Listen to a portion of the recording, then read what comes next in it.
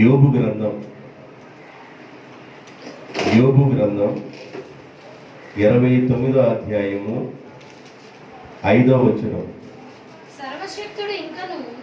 సర్వశక్తుడు ఇంకను నాకు తోడై ఉండెను. చాలు.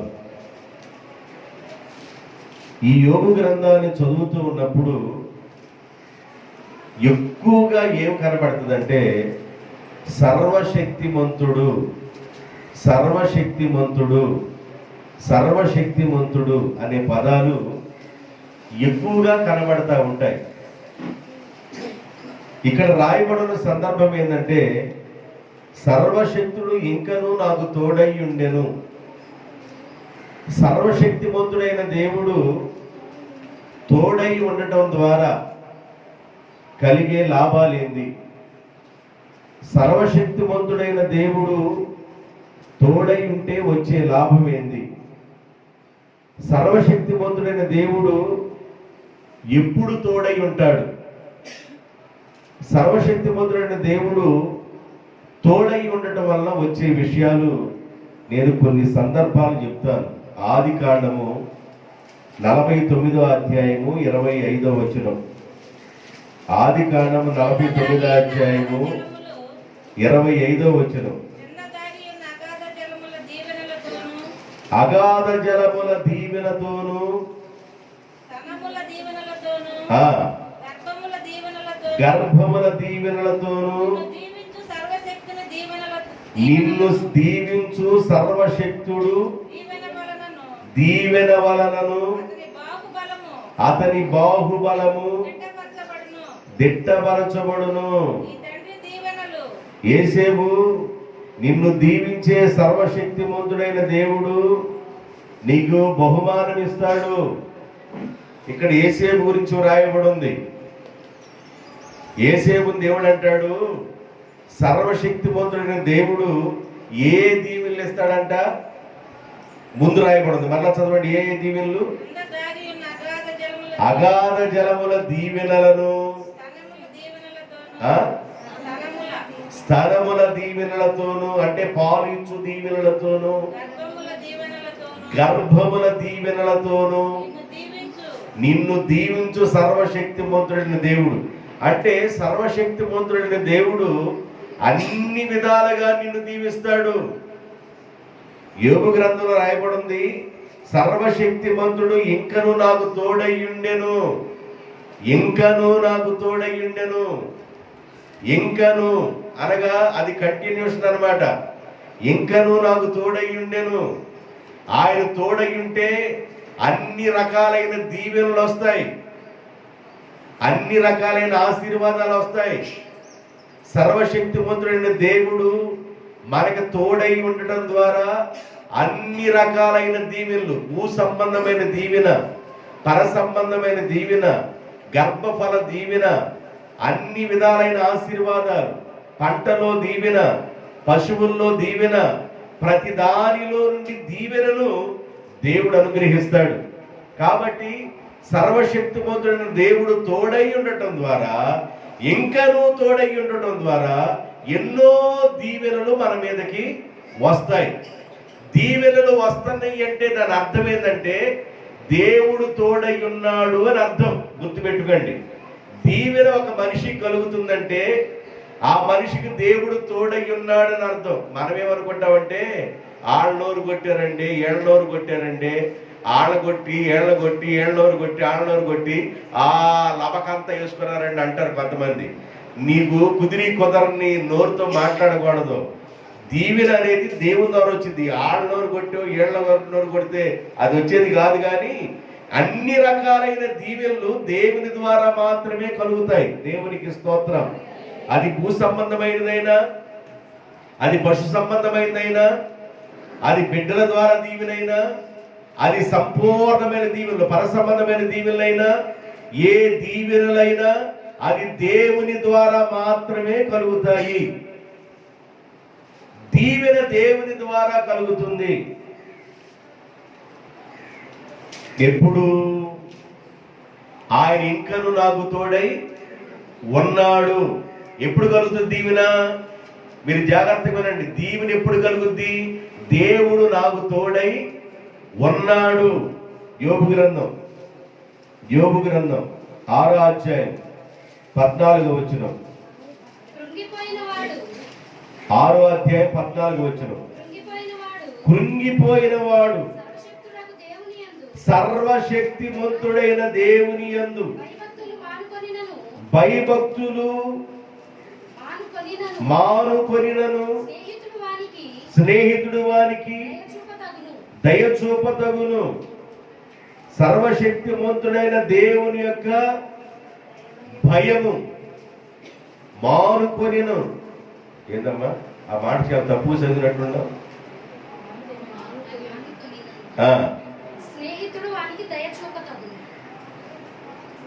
ఈ మాట ఇంత కన్ఫ్యూజన్ గానే ఉంది.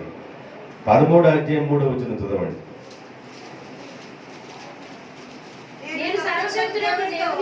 సర్వశక్తిమంతుడైన దేవునితో మాటలాడగోరుచున్నాను.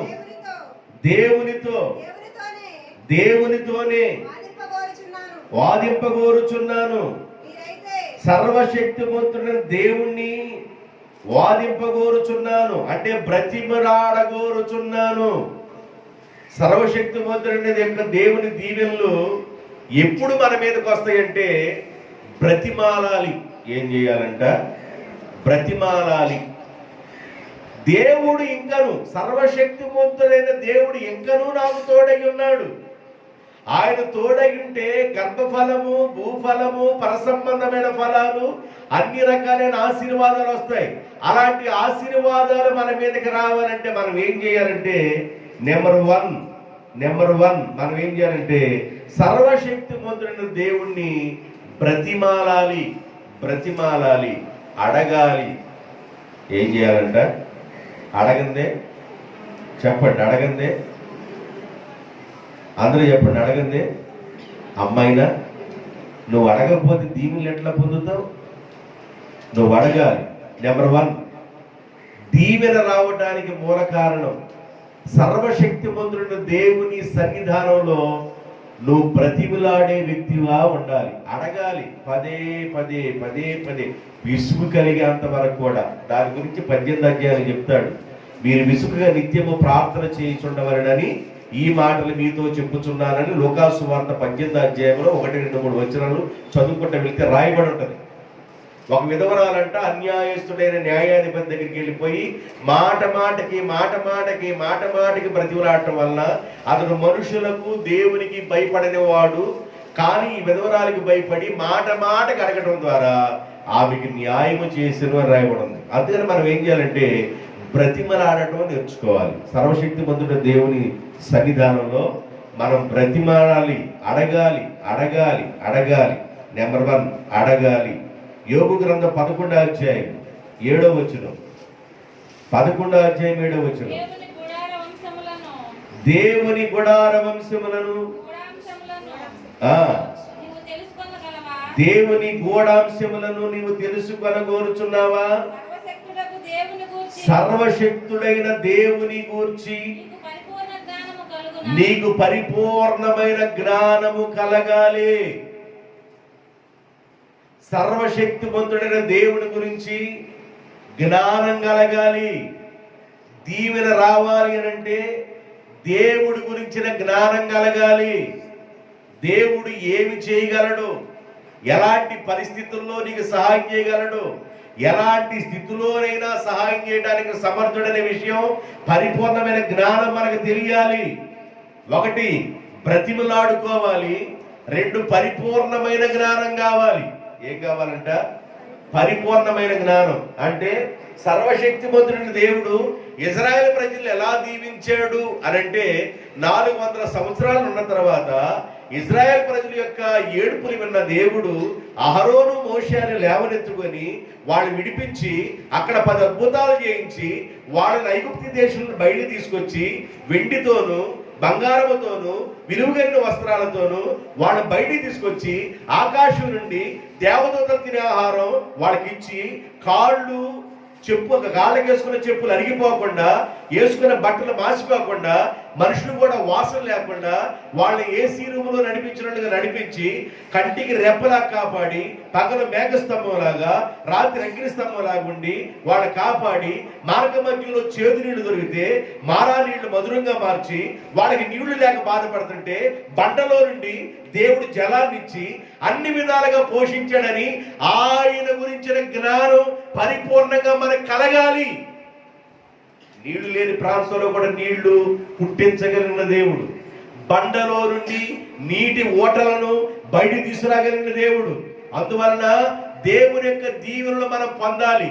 యెహోవా ఇంకను సర్వశక్తిమంతుడైన దేవుడు ఇంకను నాకు తోడై ఉన్నాడు. ఆయన తోడై ఉంటే భూ సంబంధంగాను పర సంబంధంగాను మరి అన్ని విధాలుగా నువ్వు ఆశీర్వాదం పొందుతావు. ఆశీర్వాదం పొందాలి అని అంటే సర్వశక్తిమంతుడి దేవుణ్ణి నెంబర్ 1 బ్రతిమలాడుకోవాలి. నెంబర్ 2 ఆయన గురించిన పరిపూర్ణమైన జ్ఞానం కలిగి ఉండాలి. దేవుడు ఏమి చేయగలడు, ఏ పరిస్థితుల్లో ఏం చేయగలడు, ఏ పరిస్థితుల్లోనైనా ఏదైనా చేయగలిగిన దేవుడు అనే జ్ఞానం మనకి రావాలి. ఉన్నవి లేనట్టుగాను లేనివి ఉన్నట్టుగా చేయగలిగిన దేవుడు మనం ఆరాధించే దేవుడు. నీ నేత్రాలు తెరిచి చూడాలి. శూన్యంలో సృష్టిని కలుగు చేసిన దేవుడు, భూమికి ఆకాశానికి మధ్య సూర్యుని చంద్రుని నక్షత్రాల్ని వేలాడదీసిన దేవుడు, నీటి మీద దేవుడు భూమిని పరిచిన వాడు, కొండలను పర్వతాల్ని ఆయన ఈ భూమి మీద పరిచిన వాడు, నీళ్ళల్లో కూడా కొండల పర్వతాలు ఉన్నాయి. ఆయన జ్ఞానం అమూల్యమైంది. అందుకని పరిపూర్ణమైన జ్ఞానం దేవుడి గురించి మనం తెలుసుకోవాలి, ఆయన దీవెన మనం పొందటానికి. మూడో విషయం 24వ అధ్యాయం సంఖ్యాకాండం 16వ వచనం. 24వ అధ్యాయం 16వ వచనం. దేవవాక్కులను వినిన వాని వార్త, మహోన్నతుని విద్యను ఎరిగిన వాని వార్త. అతడు పరవశుడై కన్నులు తెరిచిన వాడై సర్వశక్తుని యొక్క దర్శనము పొందాలి. ఏం పొందాలంట? 1 ఏం చేయాలి? బ్రతిమాడాలి. 2 ఏం చేయాలి? పరిపూర్ణ జ్ఞానం కలిగి ఉండాలి. 3వది సర్వశక్తుని యొక్క దేవుని దర్శనాన్ని మనం చూడాలి. యేసుప్రభు పుట్టే రోజుల్లో చాలా మంది కన్నికలు ప్రార్థన చేస్తున్నారు, కానీ మరియమ్మకు మాత్రమే ఒక గొప్ప దర్శనం కలిగింది. మరియా మరియా, నువ్వు నిశ్చయముగా గర్భం ధరించబోతున్నావని ఒక గొప్ప దర్శనం కలిగింది. ఒక స్వరాన్ని వింది. దేవుని బిడ్డలకు దర్శనం కలగాలి. సర్వశక్తిమంతుడైన దేవుని దర్శనాన్ని మనము పొందాలి. దర్శనాలు ఎప్పుడు వస్తాయి?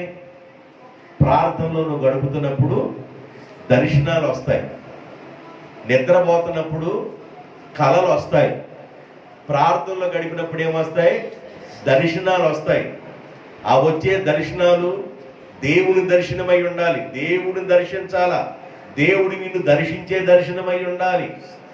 దానియేలు ప్రార్థనలో ఉన్నాడు, 21 రోజు ఉన్నాడు. 21 రోజు లేదు, ఆయన ప్రార్థన ఎప్పుడూ వెళ్ళిపోయింది దేవుని సముఖానికి. ఆయన ప్రార్థనలో ఉన్న 3వ రోజే దేవుని దగ్గర నుండి ఆన్సర్ బయలుదేరింది.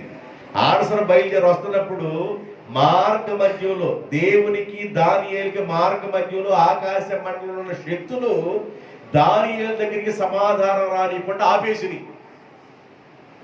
భక్తుడైన దానియేలు గారి దగ్గరికి ఆయన ప్రార్థన చేసే ప్రార్థనకు సమాధానం 3 రోజులకే వచ్చేసింది.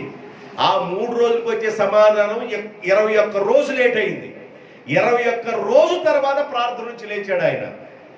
అంటే మార్గ మధ్యలో కొన్ని శక్తులు ఏం చేసినాయి అంటే ఆ ప్రార్థన వెంటనే సమాధానం లేకుండా ఆ దేవదూతలతో ప్రార్థనకు ఆన్సర్ తీసుకొచ్చే దేవదూతలతో సాతాను శక్తులు పోరాడి. అందుకని మన ప్రార్థన శక్తులను గెలిచే ప్రార్థన అయి ఉండాలి. దేవునికి స్తోత్రం. కొన్నిసార్లు నీ ప్రార్థనకి ఆటంకాలు జరుగుతూ ఉంటాయి. నీ ప్రార్థనకు తొందరగా ఆన్సర్ రాదు. నీ ప్రార్థన చాలా లేటుగా పనిచేస్తున్నట్లుంటది. కారణం ఏంటంటే నీ ప్రార్థనకు సమాధానం బయలుదేరింది, కానీ కొన్ని శక్తులు అడ్డుకిస్తూ ఉన్నాయి. ఆ శక్తులను లైవ్ చేయగలిగిన ప్రార్థన మనం కలిగి ఉండాలి. దేవునికి స్తోత్రం. సర్వశక్తిమంతుడి యొక్క దేవుని దర్శనాన్ని పొందాలి. సర్వశక్తిమంతుని యొక్క పరిపూర్ణమైన జ్ఞానం పొందాలి. సర్వశక్తివంతుని యొక్క ఆయన్ను మనం బ్రతిమలాడుకోవాలి. ఆశీర్వాదాలు కావాలంటే ఏం చేయాలి? ముచ్చటకి చెప్పండి. ఒకటి, ఏం చేయాలి? బ్రతిమలాడాలి. 2, ఆయన గురించి జ్ఞానం మనం కలిగి ఉండాలి. 3, దర్శనాన్ని పొందాలి. ఏం పొందాలంట? దర్శనము పొందాలి. ప్రార్థనలో దర్శనాలు వస్తాయి. దర్శనాలు వచ్చేంత వరకు ప్రార్థన చేయాలి. ఖచ్చితంగా దర్శనం వచ్చింది. ప్రార్థనలో దర్శనం వస్తుంది. పేతురు ప్రార్థనలో ఉన్నాడు. శర్మకారుడైన సీమోని అంట పేతురు ప్రార్థనలో ఉన్నాడు. ఆయనకి ఆకలి అవుతుంది. ఇంట్లో వంట అవల. మేడ మీదకి వెళ్ళిపోయాడు. ప్రార్థన చేస్తా ఉన్నాడు. ప్రార్థన చేస్తూ ఉండగా ప్రార్థనలో ఆయనకి దర్శనం వచ్చింది. ఏమి దర్శనం వచ్చిందంటే, ఆకాశములో నుండి 4 చెంగులు అంటే దుప్పట్లాంటిది ఒకటి ఆకాశం నుండి దిగొస్తుంది. దుప్పట్లాంటిది. దాంట్లో రకరకాల జంతువులన్నీ కనబడుతున్నాయి. ఒక స్వరం వినబడుతుంది ఆయనకి, నీకు ఆకలి అవుతుంది కదా, వీటిలో నువ్వు ఏదో ఒకటి సబ్బుకొని తిను అని స్వరం వినబడింది. దాంట్లో నిషిద్ధమైనవి కూడా ఉన్నాయి కదా, నిషిద్ధమైనవి నేను తినలేదు కదా నాయన, నిషిద్ధమైన జంతువులు కూడా అక్కడ ఆ దుప్పట్లో కనబడుతున్నాయి కదా, నిషిద్ధమైనవి నేను తిన్నా అంటాడు. ఆయన అంటాడు, నేను పరిశుద్ధపరిచిన వాటిని నువ్వు నిషిద్ధమని అంటమేంది, కాబట్టి నువ్వు తినొచ్చు అన్నాడు. ఏంది ఈ దర్శనం వచ్చింది? నాకేమో ఆకలవుతా ఉంది. సరే, వాళ్ళు వంట చేస్తున్నారు, నేను వెళ్ళే మేడ మీద కూర్చొని ప్రార్థన చేస్తున్నాను. ఆకాశం నుండి దుప్పట్లాంటిది ఒకటి దిగుతా ఉంది. దాంట్లో చతుష్పాద జంతువులన్నీ కనబడుతున్నాయి. అన్ని జంతువులు కనబడుతున్నాయి. అన్ని జంతువులు నేను పరిశుద్ధపరిచిని అని అంటున్నాడు. వాటిలో నిషిద్ధమైనవి కూడా ఉన్నాయి కదా, ఏంది ఇది, ఏమై ఉంటది ఇది అని ఆలోచన చేస్తున్నప్పుడు పేతురు గారు ఉన్నారా అని ఆ ఇంటి దగ్గరికి వచ్చి 2 మనుషులు తలుపు కొట్టి అడుగుతున్నారు, ఏవండి. సీమోను వచ్చి తలుపు తీశాడు. ఏవండి, సీమోను గారు మీరేనా? నేనే. శర్మకారుడైన సీమోను మీరేనా? నేనే. మీ ఇంట్లో పేతురు అనే పాస్టర్ గారు దిగారని విన్నాను, నిజమేనా? నిజమే. పాస్టర్ గారు ఉన్నారా? ఉన్నారు. ఎక్కడున్నారు? మేడ మీద ప్రార్థన చేసుకుంటున్నాడు. కాస్త పాస్టర్ గారిని పిలవండి కిందకి అన్నారు. ఆయన కిందకి దిగొచ్చిన తర్వాత, అయ్యా, ఇటలీ పటాలం అనే పటాలంలో శతాధిపతి కొర్నేలి అన్యుడు ఒక ఆయన ఉన్నాడు. ఆయన ఇంచుమించు 3 గంటల సమయంలో ప్రార్థన చేసుకుంటుండగా ఆయన కూడా ఒక దర్శనం వచ్చింది. ప్రకాశమానమైన వెలుగు వచ్చింది. ఆ వెలుగులో నుండి ఒక స్వరం వినబడింది. ఎప్పేరో శర్మకారుడైన సీమోని ఇంట పేతురు అనే వ్యక్తి దిగున్నాడు, ఆయన పిలిపించుకొని వాక్యం చెప్పించుకోండి అనే స్వరం వినబడింది అయ్యా. కాబట్టి అందుకని కొర్నేలి గారు మమ్ములను యొప్పేకి పంపించాడు. శర్మకారుడైన సీమోని ఇంటగా మీరున్నారని పంపించారు. అందుకే మీకోసం వచ్చామయ్యా. ఎవరికి ఈ స్వరం వినబడింది అని అడిగాడు పేతురు. అన్యుడయ్యా. పేరేందన్నాడు? కొర్నేలి అయ్యా. అన్యులకు కూడా సువార్త చెప్పాలి, అన్యులు కూడా నేను పరిశుద్ధపరిచారు అన్నాడు దేవుడు. కాబట్టి నేను సువార్త చెప్పాలనే ఉద్దేశంతో దేవుడు ఆ దర్శనాన్ని ఇచ్చాడని నిశ్చయించుకొని అప్పుడు ఆయన అక్కడికి వెళ్ళాడు. దర్శనం ప్రార్థనలో కలుగుతుంది.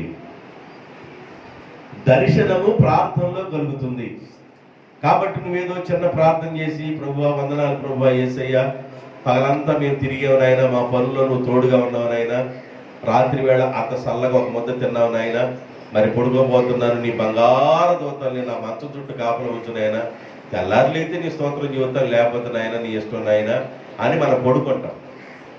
అప్పుడు దర్శనాలు ఎందుకు వస్తాయి? ఆ 4 మాటలు నువ్వు అనుకుంటే దర్శనాలు ఎందుకు వస్తాయి? నువ్వు బ్రతిమలాడాలి కదా, నువ్వు దేవుని పాదాలు పట్టుకుని బ్రతిమలాడాలి కదా, దేవుడి గురించి పరిపూర్ణమైన జ్ఞానం పొందుకోవాలి కదా, దేవుని దర్శనాన్ని పొందాలి కదా. ఏం పొందాలంట? దేవుని యొక్క దర్శనాన్ని పొందాలి. సర్వశక్తిమంతుని యొక్క దర్శనము పొందాలి. సర్వశక్తిమంతుడు దేవుని పరిపూర్ణ జ్ఞానం పొందాలి. సర్వశక్తిమంతుడు దేవుణ్ణి బ్రతిమలాడుకోవాలి. యోగు గ్రంథం 27వ అధ్యాయం 11వ వచనం. యోబు గ్రంథం 27వ అధ్యాయము 11వ వచనం. దేవుని హస్తమును గూర్చి నేను నీకు ఉపదేశము చేస్తాను, సర్వశక్తిమంతుడు చేసే పనులను నేను దాచిపెట్టను. సర్వశక్తిమంతుడైన దేవుడు చేసే క్రియలు, దట్ మీన్స్ పని, దేవుడు చేసే పనులను నేను దాచిపెట్టను అంటాడు. యోబు గ్రంథంలో ఎక్కువ శాతం ఏం కనబడుతుందంటే సర్వశక్తిమంతుడైన దేవుడు, సర్వశక్తిమంతుడైన దేవుడు. ఇక ఆయన కంటే శక్తి కలిగిన వాళ్ళకి ఎవరో లేరు. ఆయనే సర్వశక్తిమంతుడి దేవుడు. సర్వశక్తిమంతుడైన దేవుని క్రియలను నేను మీకు దాస్తానా? నేను దాయను. ఆయన ఏ కార్యాలు చేయబోతున్నాడో ఆయన నేను మీకు చెబుతాను. అయితే ఇదే యోబు గ్రంథంలో ఇప్పుడు దీవెన కలగాలంటే సర్వశక్తిమంతుడు ఇంకనూ నాకు తోడై ఉండెను. ఆయన తోడై యేసేపుకు తోడై ఉండటం వలన భూగర్భ జలముల యొక్క ఆశీర్వాదము, భూ సంబంధమైన ఆశీర్వాదము, పర సంబంధమైన ఆశీర్వాదము, స్తన్యముల ఆశీర్వాదము, గర్భఫలం యొక్క ఆశీర్వాదము, ఇవన్నీ ఆశీర్వాదాలు యేసేపు జీవితంలో కలిగింది. ఆశీర్వాదాలు కలగాలంటే సర్వశక్తిమంతుడి దేవుడు బ్రతిమలాడుకోవాలి, పరిపూర్ణమైన జ్ఞానం కలిగి ఉండాలి, ఆయన దర్శనాన్ని పొందాలి. ఇప్పుడు ఆయన క్రియలను నేను దాచిపెడతానా? సర్వశక్తిమంతుడి యొక్క క్రియలను నేను మీకు చెప్పకుండా దాచిపెడతానా? నేను మీకు చెబుతా. 2 విషయాలు చెబుతా. 2 విషయాలు చెప్పి నేను ముగించేస్తా. నేను దాచిపెడతానా? ఆయన క్రియలు చెప్పకుండా నేను దాచిపెడతానా? దాచిపెట్టను, చెబుతా. అయితే యోబు గ్రంథంలో ఒక విచిత్రమైన మాట నాకు కనబడింది. 2 మాటలు చెప్పడానికి ముందుగా 2 మాటలు మీకు చెప్పాలనుకున్నాను. దానికి ముందుగా ఒక మాట చదువుదాం. యోబు గ్రంథం 21వ అధ్యాయము 15వ వచనం. యోబు గ్రంథం 21వ అధ్యాయము 15వ వచనం. మేము ఆయనను సేవించుటకు సర్వశక్తిమంతుడైన వాడు ఎవరు? మేము ఆయన గురించి ప్రార్థన చేయుటకు మాకేమి లాభము? వినండి, ఒక జనాంగం అనుకుంటున్నారంట సర్వశక్తిమంతుడైన దేవునికి ప్రార్థన చేయటం వల్ల మాకు వచ్చే లాభం ఏంది? పని చేస్తే ఏం రావాలి? సాయంకాలానికి కూలి రావాలి. ఉద్యోగం చేస్తే నెలకి ఏం రావాలి? జీతం రావాలి.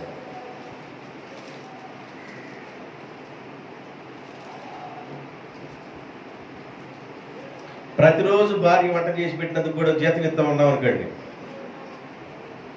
ఈ కుటుంబాలు జరగవు, అక్కడ కుటుంబాలు రన్ అవ్వు.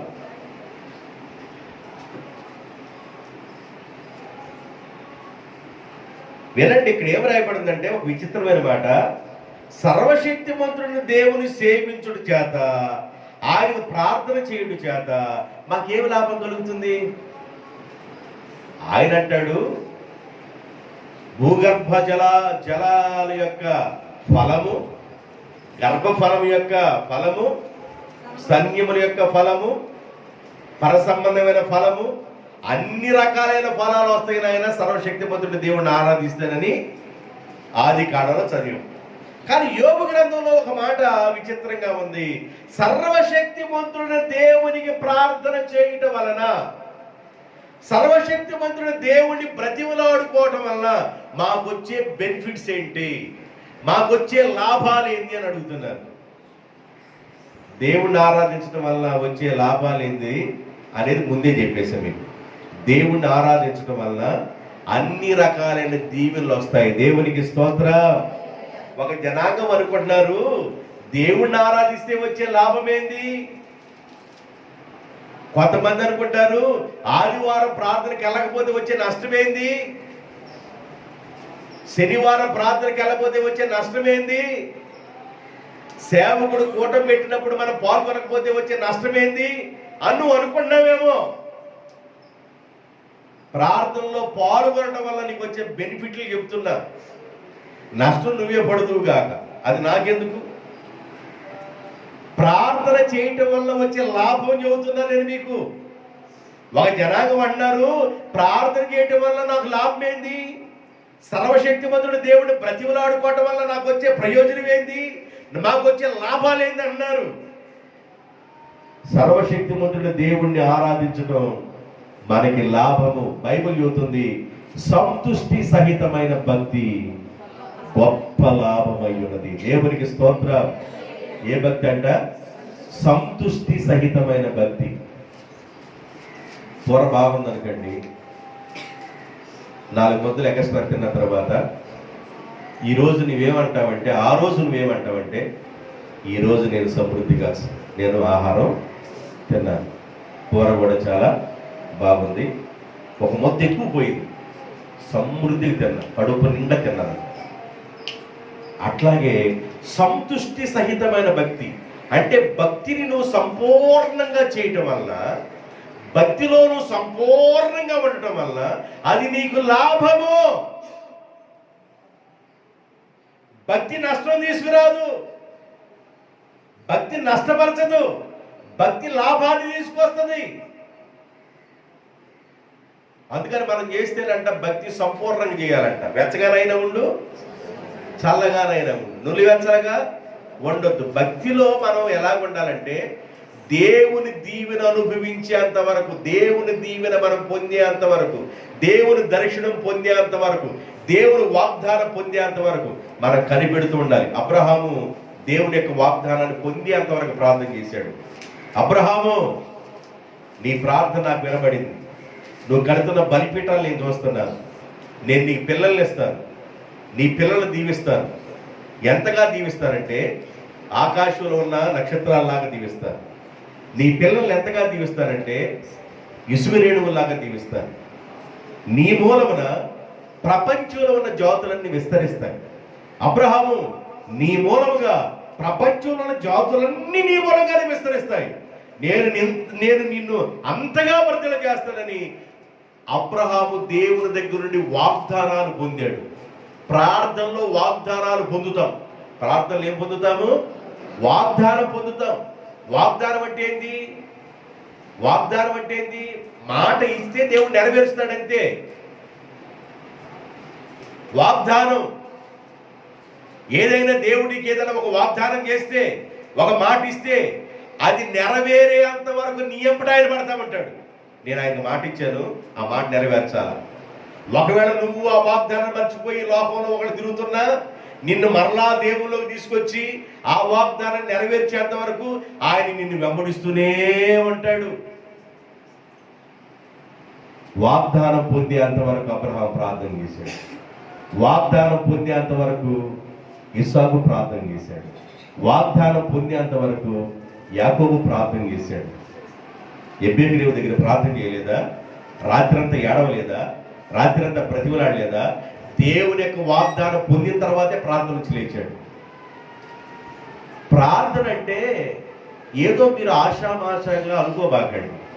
ప్రార్థనను మోకరించి ప్రభుని బ్రతిమలాడుతూ ఉండు.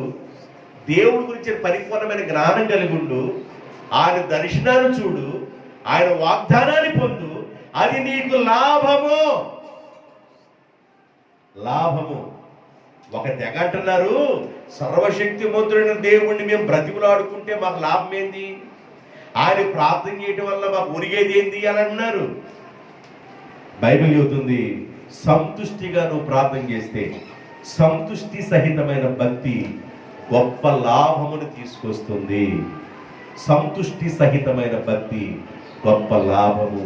కాబట్టి భక్తి లాభం తీసుకొస్తుంది. భక్తి ఏం తీసుకొచ్చింది? నిన్ను నష్టపరచదు భక్తి. భక్తి నిన్ను నష్టంలోకి తీసుకెళ్దు, భక్తి నిన్ను లాభంలో తీసుకెళ్ళింది. భక్తి నిన్ను ఊబిలోకి తీసుకెళ్దు, ఊబిలో ఉన్న నిన్ను బయటికి తీసుకొచ్చింది భక్తి. భక్తి నిన్ను పడిపోయిన గుంట్లో ఉంచదు, పడిపోయిన గుంట్లో నుంచి లేవనెత్తింది భక్తి. కాబట్టి భక్తిని అనేది మనం చేయటం ప్రారంభించాలి. భక్తి చేయటం ప్రారంభించాలి. దాన్ని అలవాటు చేసుకోవాలి. భక్తిని అలవాటు చేసుకోవాలి.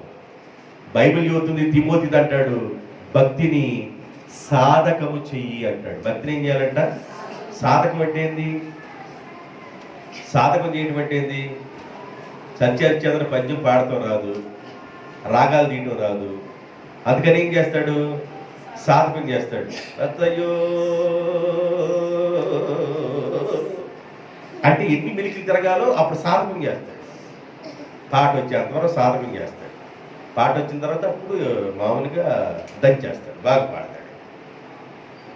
సాధకం చేయడం వల్ల భక్తిని కూడా మనం ఏం చేయాలి? సాధకం చేయాలి. సైకిల్ మొట్టమొదటి తొక్కేవాడు సాధకం చేస్తాడు, మోకాళ్ళ చెప్పలు పగిలిపోతాడు, పంక తొక్కుడు తొక్కుతాడు, పడేస్తాడు సైకిల్, మళ్ళీ లేపుతాడు, మళ్ళీ పడేస్తాడు, మళ్ళీ లేపుతాడు, పడేస్తాడు. ఆ తర్వాత మరి సీట్ ఎక్కుతాడు, అటు ఇటు అంటాడు, జాగ్రత్త దొక్కుతాడు. ఆ తర్వాత చేతులు వదిలిపెట్టి ఎట్టెట్టు దొక్కుతా వెళ్తాడు. అంటే ఏం చేశాడు వాడు? సాధకం. ఏం చేశాడు? సాధకం చేశాడు. భక్తిని కూడా మనం ఏం చేయాలంటే సాధకము చెయ్యాలి. సాధకము చెయ్యాలి. భక్తిని సాధకం చేస్తే భక్తి నీకు లాభం తీసుకొస్తుంది. భక్తి ఏం చేసింది? లాభాలు తీసుకొస్తుంది. 2 విషయాలు చెప్పేసి నేను వాక్యాన్ని ముగించేస్తాను. యోబు గ్రంథం 5వ అధ్యాయము 17వ వచనం. ఇప్పుడు చెప్పిందంతా ఉపోద్ఘాతము. దేవుడు గద్దించు మనుషుడు ధన్యుడు. సర్వశక్తిమంతుడైన దేవుని శిక్షను తృణీకరించగము. అందరూ చెప్పండి, సర్వశక్తిమంతుడు శిక్షను తృణీకరించగము. దేవుడు శిక్షిస్తాడా? అందరూ చెప్పండి. దేవుడు ఇక్కడ ఏమరాయబడిందంటే సర్వశక్తిమంతుడైన దేవుని శిక్షను తృణీకరించగము. అంటే దాని అర్థం ఏంది? దేవుడు శిక్షిస్తాడా? శిక్షిస్తాడా అన్నవాడు చేతులు ఎత్తండి. అసలు మీకు అన్ని శిక్షలు ఏం లేవా? ఏంటంతా మీరు జనరల్గానే ఉన్నారే, మినరల్గా లేరు, అంత జనరల్ వాటర్గానే ఉన్నారు. సర్వశక్తిమంతుడైన దేవుడు శిక్షిస్తాడా? శిక్షిస్తాడా లేదా? శిక్షిస్తాడా అన్నవాడు చేతులు ఎత్తండి. చెప్పండి అమ్మా. నేను చేతులు ఎత్తండి అంటున్నా, శిక్షిస్తాడని చెప్పొద్దు. చేతులు ఎత్తండి. చేతులు ఎత్తే అంటే నీకు బాగా వాక్యం అర్థమైంది లేదా అర్థం కాలేదని నాకు అర్థమైంది. సర్వశక్తిమంతుడైన దేవుడు ఒక మనిషిని శిక్షిస్తాడా? అసలు దేవుడు శిక్షిస్తాడా? శిక్షిస్తాడు అన్నవాడు చేతులు ఎత్తండి. దించండి, ప్రియులారా దించండి. శిక్షించడు అన్నవాడు చేతులు అటు ఇటు కాకపోతే మొగ్గు మీ దగ్గర తీసుకోవాలి. అమ్మా ఎందువల్ల మీరు అటు చెప్పలేదు ఇటు చెప్పలేదు? మీకు అర్థమైన భాషలో చెప్పండి అమ్మా అని అడుగుతాను.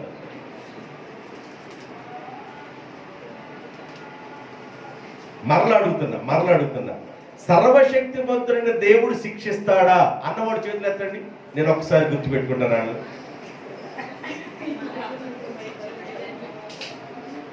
చేతులు పైకి ఎత్తండి. చేతులు ఎత్తిన నుంచండి. నుంచండి అమ్మా, అక్కడే నుంచండి. కుర్చీల మీదే ఉన్నారు కదా, గమా నుంచండి, త్వరగా నుంచండి. మీరు నుంచండి. సర్వశక్తిమంతుడైన దేవుడు శిక్షిస్తాడా? నుంచండి. చేతులు ఎత్తిన నుంచండి. మళ్ళీ అనుమానం పడబాకండి. రైట్. వీళ్ళందరూ ఏమంటున్నారంటే సర్వశక్తిమంతుడైన దేవుడు శిక్షిస్తాడు అని అంటున్నారు. ఇప్పుడు మిగతా వాళ్ళందరూ ఏమన్నారంటే సర్వశక్తిమంతుడైన దేవుడు శిక్షించడు. మీరు చేతులు ఎత్తమండి. కింద కూర్చున్న చేతులు ఎత్తండి. శిక్షించడు అన్నవాడు చేతులు ఎత్తండి. అటు ఇటు కాని వాళ్ళు ఏమంటారంటే ఏదో అంటారు, నేను అన్న మిమ్మల్ని, అందుకని మీరు చేతులు ఎత్తాలి. శిక్షిస్తారు అన్నవాళ్ళే నుంచున్నారు. శిక్షించరు అన్నవాడు చేతులు ఎత్తండి. మీకు స్వాళ్ళు వామోటర్ కానీ తాగిస్తే మందం అంతా కొట్టుకుపోతుంది. కూర్చోండి. వామోటరు మూత తాగిస్తారు, మందం చేసినాడు మూత తాగిస్తారు. ఇంకా బాగా మందం అనుకుంటే 2 మూతలు తాగిస్తారు. అప్పుడు జాడిచ్చుద్ది. మీకు 2 మూతలు కాదు, స్వాళ్ళు తాగించాలి. వినాలి. సర్వశక్తిమంతుడైన దేవుడు శిక్షిస్తాడా? ఖచ్చితంగా శిక్షిస్తాడు. ఖచ్చితంగా శిక్షిస్తాడు. ఎందుకు? మీ నాన్న నిన్ను కొట్టాడా? దానికన్నా చేతులు ఎత్తండి. మీ నాన్న నిన్ను కొట్టాడా?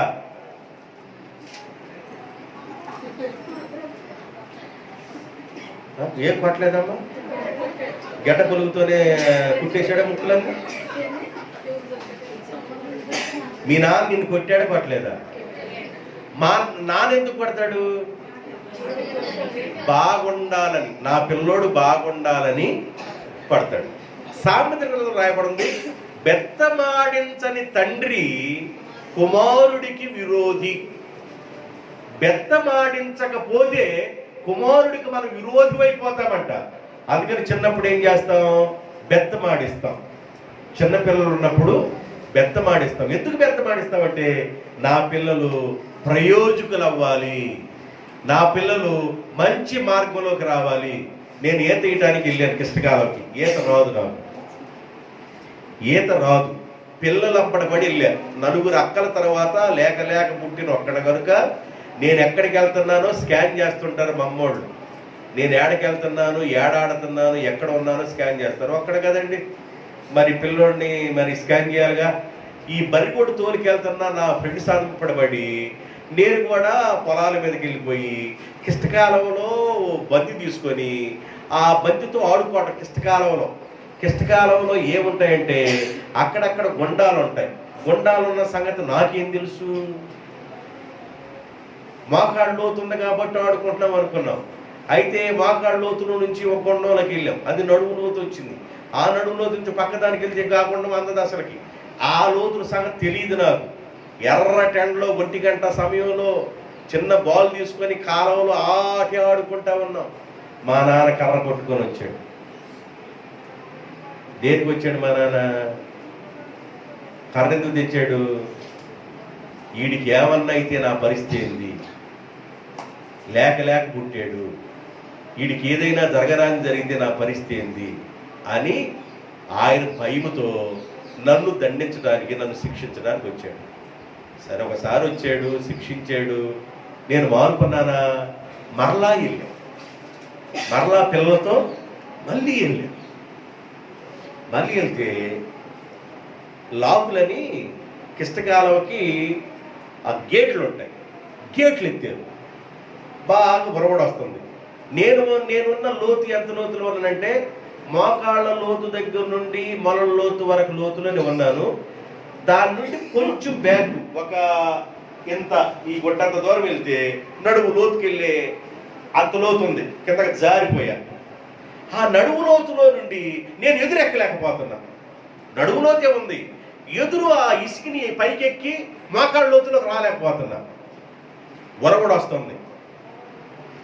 కేకలేయటం ప్రారంభించాడు.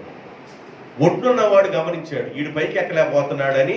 ఆడు గుంట్లో ఉన్నాడు, పైకి ఎక్కలేకపోతున్నాడు గమనించి ఆడు గబగబా వచ్చి నన్ను ఒడ్డు లాక్కొచ్చాడు. ఇప్పుడు నాకు ఈత రాదు, అందుకని నీళ్ళ జోలికి అసలుకి వెళ్ళనే. ఒకసారి మా నాన్న బుద్ధి చెప్పాడు, రెండోసారి నీళ్లు బుద్ధి చెప్పింది. నీళ్లు బుద్ధి చెప్పింది. అందువల్ల నీళ్ళ జోలికి అసలుకి వెళ్ళను. ఈత అసలుకి రాదు. తండ్రి ఎందుకు శిక్షిస్తాడు? పిల్లోడు బాగుపడాలని. సర్వశక్తిమంతుడైన దేవుడు ఎందుకు శిక్షిస్తాడు? సర్వశక్తిమంతుడైన దేవుని శిక్షను మీరు తృణీకరించబాకండి, నెట్టివేయబాకండి. ఆయన శిక్ష మనకి లాభం తీసుకొస్తుంది. ఏందది? హెబ్రీయులకు రాసిన పత్రిక 12వ అధ్యాయము 10వ వచనం. హెబ్రీయులకు రాసిన పత్రిక 12వ అధ్యాయం 10వ వచనం. వారు కొన్ని దినముల మటుకు తమకు ఇష్టం వచ్చినట్లు మనల్ని శిక్షించిరి గాని మనము ఇది చాలా ఇంపార్టెంట్, గీత తీసుకోవాల్సింది. మనము తన పరిశుద్ధతలో పాలు పొందవలనని మన మేలు కొరకే ఆయన మనల్ని శిక్షించుచున్నాడు. మనము తన పరిశుద్ధతలో పాలు పొందాలని. దేవుడు ఎందుకు శిక్షిస్తున్నాడంట? దేవుడు ఎవరై ఉన్నాడు? పరిశుద్ధుడై ఉన్నాడు. మనం కూడా ఏమై ఉండాలని శిక్షిస్తున్నాడు? పరిశుద్ధులుగా ఉండాలి. అరే అవకతవకలుగా ఉండవాకరా, అవతవలుగా ఉండబాకమ్మా అని దేవుడు ఏం చేస్తాడంటే శిక్ష పంపిస్తాడు. ఆయన శిక్ష పంపించడం మంచిదంటారా కాదంటారా? శిక్ష పంపించడం 100% చాలా మంచిది. ఆయన శిక్ష గాని పంపించకపోయినట్లయితే మనం సరిగాము, మనకు అర్థం కాదు ఎందుకు దేవుడు మనం శిక్షిస్తాడు అని అంటే. బైబిల్ చెబుతుంది తన పరిశుద్ధతలో మనం పాలు పొందవలనని మన మేలు కోసమే ఆయన మనల్ని శిక్షించుచున్నాడు. తన పరిశుద్ధతలో మనం పాలు పొందాలని. దేవునికి స్తోత్రం. పరిశుద్ధ పరిశుద్ధ పరిశుద్ధ ప్రభువా వరదూతలైగాని వారి వనరరా వరదూతలైగాని వరదూతలైగాని వరదూతలైగాని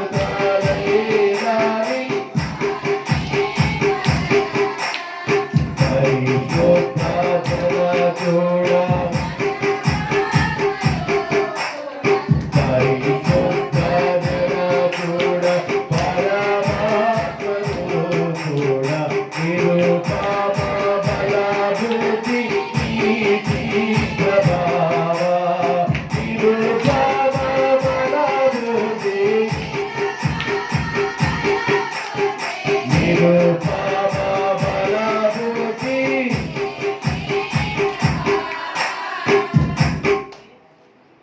జనకుడా మీ పాస్టర్ గారు ఎవరు పెళ్లి చేస్తున్నాడు మధ్యాహ్నం బయటికి వెళ్ళిన తర్వాత అడుగుతారు. మేము మధ్యాహ్నం ఎవరు పెళ్లి చేస్తున్నాడు మీ పాస్టర్ గారు.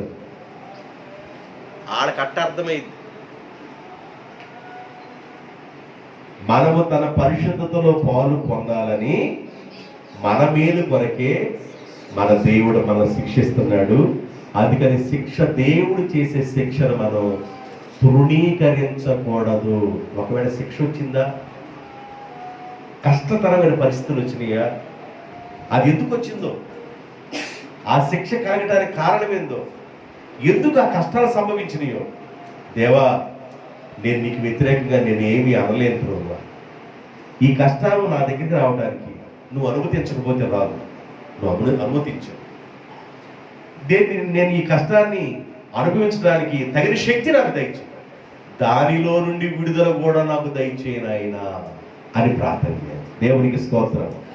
మీరు శోధనలోనికి ప్రవేశించకుండా ఉండనట్లు వెలుగు కలిగే ప్రార్థన చేయండి. శోధన రావడమే, కానీ దానిలో నుండి మన దేవుడు మనల్ని విడిపించేవాడు ఉన్నాడు. దేవునికి స్తోత్రం. సర్వశక్తిమంతుడైన దేవుని శిక్షను నీవు తృణీకరించవద్దు. ఎందుకు దేవుడు మనల్ని శిక్షిస్తాడంటే తన పరిశుద్ధతలో మనం పాలు పొందిన వారమై ఉండినట్లుగా మన మేలు కొరకే ఆయన మనలను శిక్షించుచున్నాడు. సామెతల గ్రంథం 13:24 సామెతల గ్రంథం 23:13 సామెతల గ్రంథం 13:24 సామెతల గ్రంథం 23:13 కుమారుణ్ణి ప్రేమించువాడు వారిని శిక్షించును. కుమారుని ప్రేమిస్తే ఏం చేస్తాం? కుమారుని ప్రేమిస్తే ఏం చేస్తాం? కుమారుని నిజంగా నువ్వు ప్రేమిస్తే ఆయన దండిస్తాం. రైట్, నువ్వు చేసే పని మంచిది కాదు,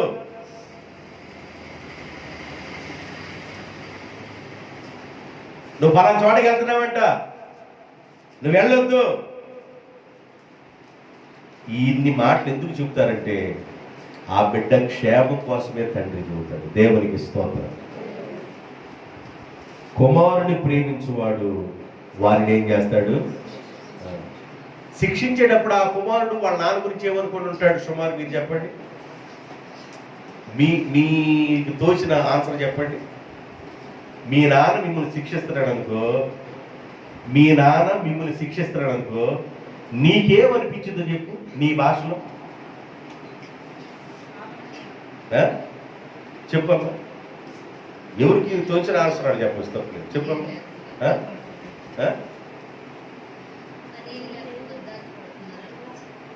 పనేమి లేకపోతాక కడుతున్నారా? పనేమి లేదు మా బాబుకి అనుకుంటారంట. ఒకటి. రెండు,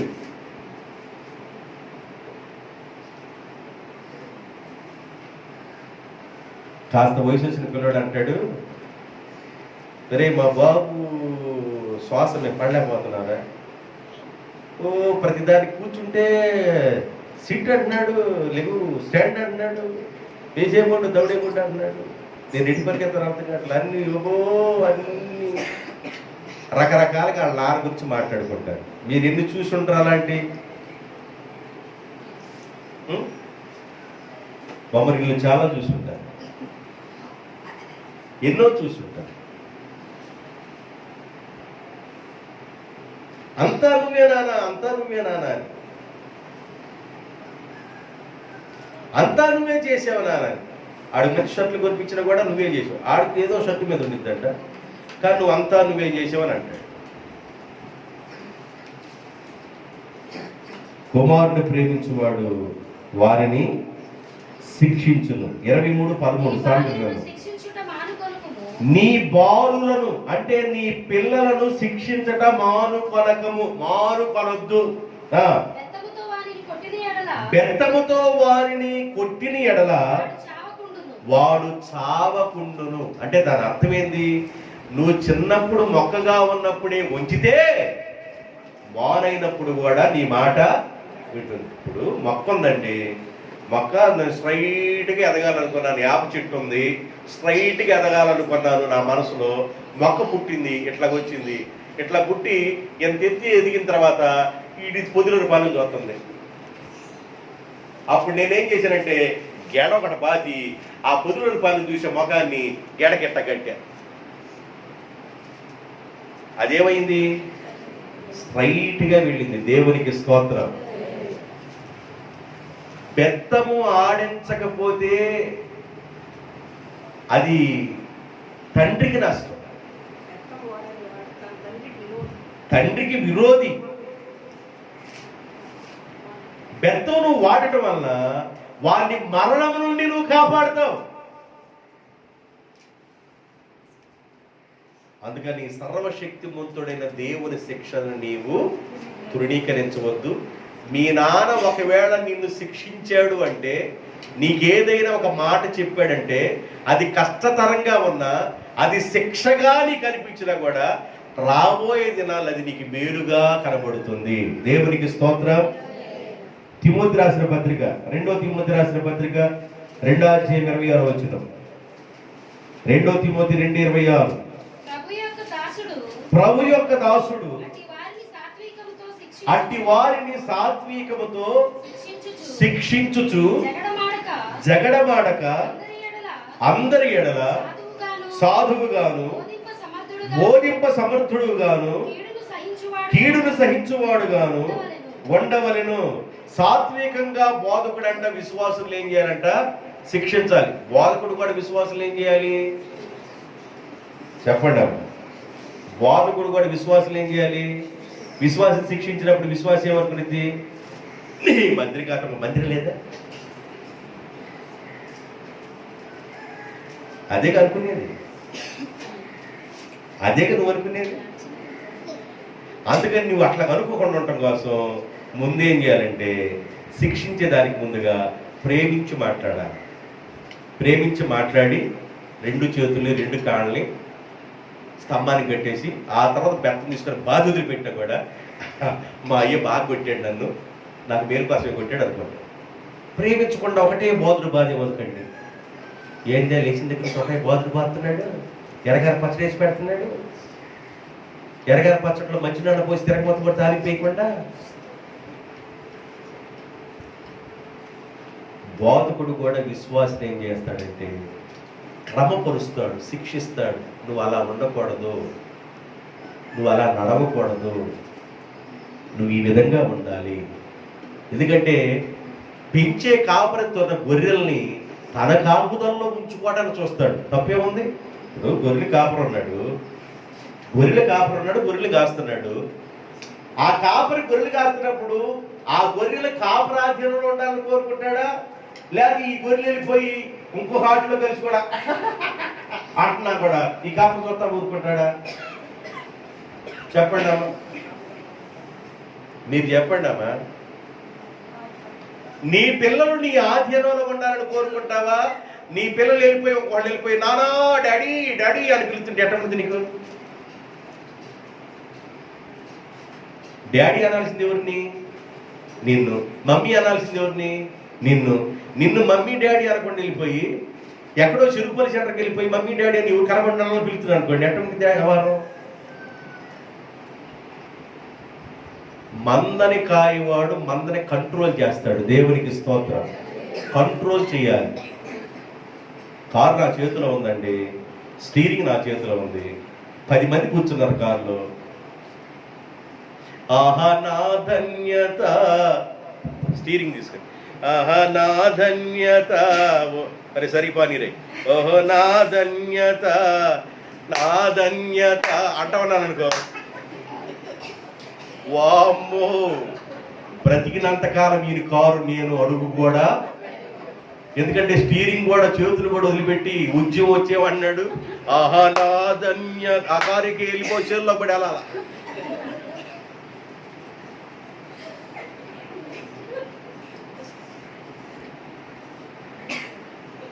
కారు నడిపేవాడు డ్రైవింగ్, కారు ఆధీనం, డ్రైవ్ చేసేవాడు ఆధీనంలో కారు ఉండాలి.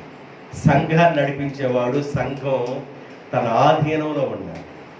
కుటుంబాన్ని నడిపించేవాడు కుటుంబం అనగా కుటుంబ వ్యవస్థ నడిపించే నాయకుడు ఆధీనంలో కుటుంబ వ్యవస్థ ఉండాలి. దేవునికి స్తోత్రం. దాన్ని ఏమంటారు? క్రమము. దాన్ని ఏమంటారు? క్రమము.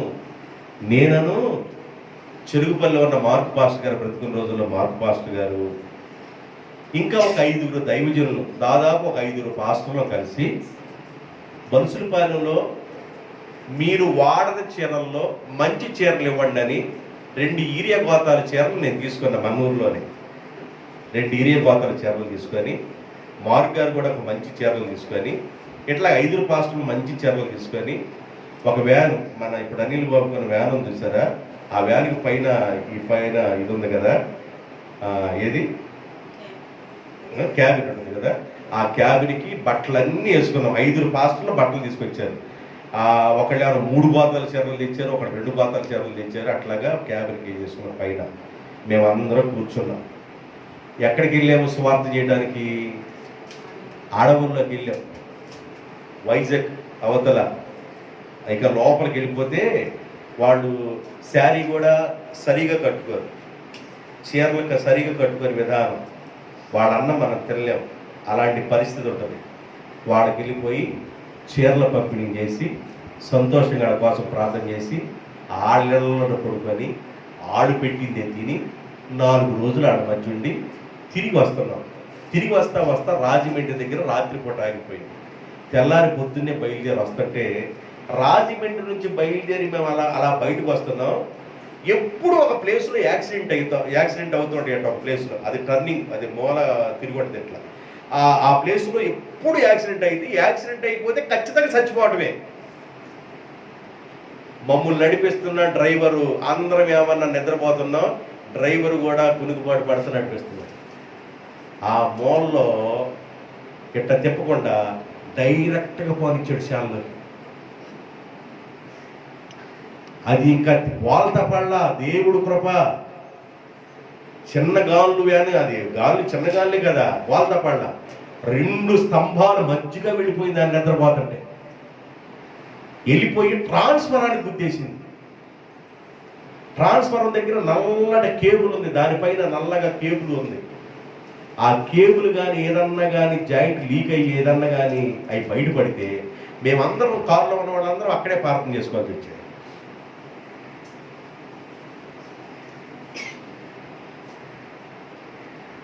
పరిగెత్తుకుంటా ట్రాన్స్ఫర్ పక్కన ఉన్న ఆ చిన్న రూమ్ ఉంది, వాళ్ళు పరిగెత్తుకుంటా బయటకు వచ్చేసి జీసస్ సేవ్స్ యూ, యేసు మిమ్మల్ని రక్షించును అనే మాట చదివి మీ యేసయ్య మిమ్మల్ని కాపాడాడయ్యా అని అన్నాడు. కారు రావట్లా వెనక్కి, కాలు తీయన్నా అంటే కాలు తీయన్నా, ఎక్సలేటర్ మీద కాలు తీయన్నా, ఎక్సలేటర్ మీద కాలు పెట్టి కంచె ఉన్నాడు ఆయన బయట పోయింది, ఆ డ్రైవర్ బయట పోయి ఉంది.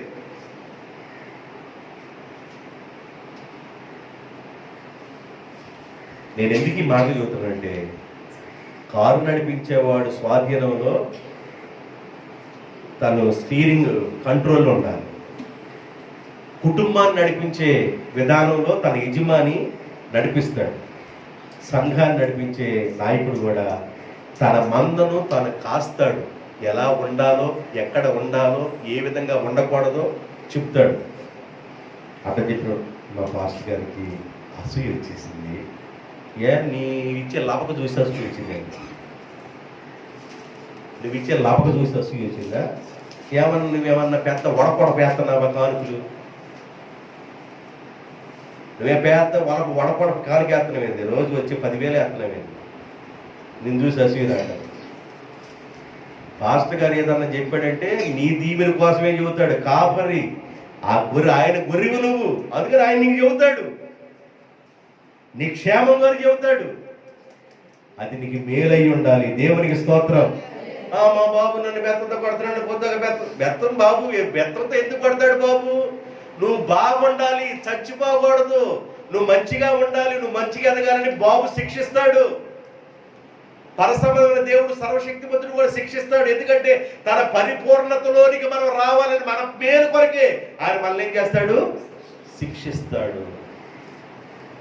అలాగే బోధకుడు కూడా సాత్వికముతో శిక్షిస్తాడు. సాత్వికం, జగడమాడకుండా. జగడమాడవలసిన సందర్భాలు కూడా దాచేసుకొని అలా ఉండకూడదమ్మా, అది మంచిది కాదు అన్నప్పుడు నువ్వు వెంటనే స్టడీ అయిపోవాలి. నువ్వు వెంటనే స్టడీ అవ్వలేదనుకో, స్టడీ ప్రభు చేస్తాడు.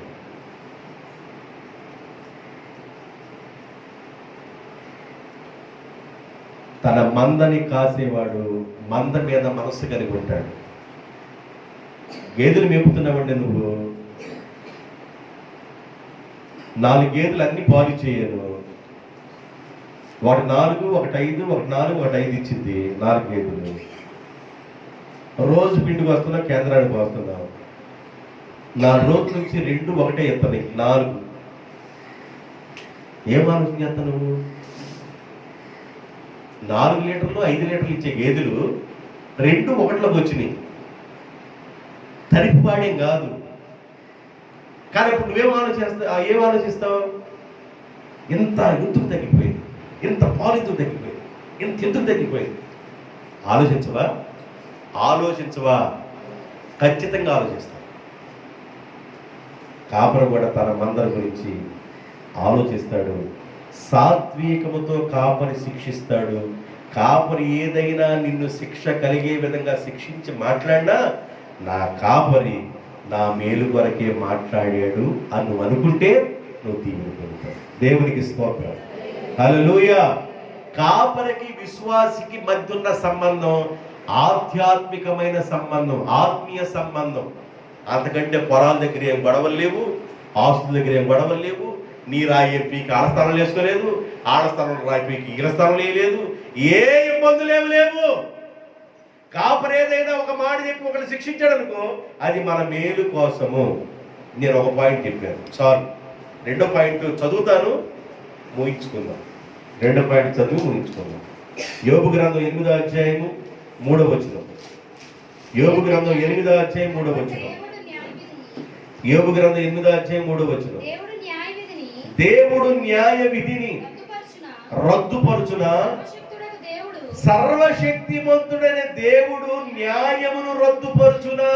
అందరు చెప్పండి, సర్వశక్తిమంతుడైన దేవుడు న్యాయమును రద్దుపరుచునా. న్యాయమును రద్దుపరుచునా అంటే దాని అర్థం ఏంటంటే, సర్వశక్తిమంతుడైన దేవుడు అన్యాయము చేయునా అని దాని అర్థం. న్యాయమును రద్దుపరుచునా అంటే దాని అర్థం ఏంటంటే, సర్వశక్తిమంతుడైన దేవుడు అన్యాయము చేయునా. బైబిల్ ఏం చెబుతుందంటే, బైబిల్ ఏం చెబుతుందో చెబుతా. యోబు గ్రంథమే 34వ అధ్యాయం 10వ వచనం. యోబు గ్రంథం 34:10. అమ్మా, విజ్ఞానము కలిగిన మనుషులారా నా మాట వినండి. దేవుడు అన్యాయము చేయట అసంభవము. సర్వశక్తిమంతుడైన దేవుడు దుష్కార్యము చేయట అసంభవము. దేవుడు అన్యాయం చేయడు. ఒక్కోసారి అనుకుంటా మనకి ఏదైనా అన్యాయం జరిగితే దేవుడు అన్యాయం చేశాడండి, నాకు దేవుడు నా బిడ్డకు అన్యాయం చేశాడు, దేవుడు నా కుటుంబానికి అన్యాయం చేశాడు, దేవుడు మాకు అన్యాయం చేశాడంటాడు. బైబిల్ చెబుతుంది దేవుడు అన్యాయం చేసేవాడు కాదు, దేవుడు న్యాయమును రద్దుపరిచేవాడు కాదు, దేవుడు న్యాయం చేసేవాడే. అక్కడే రాయబడింది 34:12 దేవుడు ఏ మాత్రము దుష్కార్యము చేయడు, సర్వశక్తిమంతుడైన దేవుడు న్యాయము తప్పడు.